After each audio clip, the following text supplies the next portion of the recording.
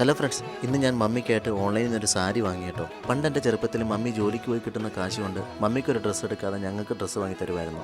എത്ര ഡ്രസ്സ് ഉണ്ടെന്ന് പറഞ്ഞാലും നമ്മൾ മക്കൾമാരൊരു ഡ്രസ്സ് എടുത്ത് കൊടുക്കുമ്പോൾ അമ്മമാരുടെ മുഖത്തുണ്ടാകുന്നൊരു സന്തോഷമുണ്ട് കേട്ടോ.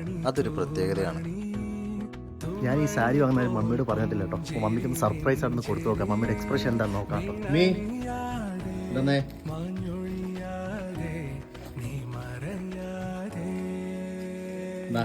എൻ്റെ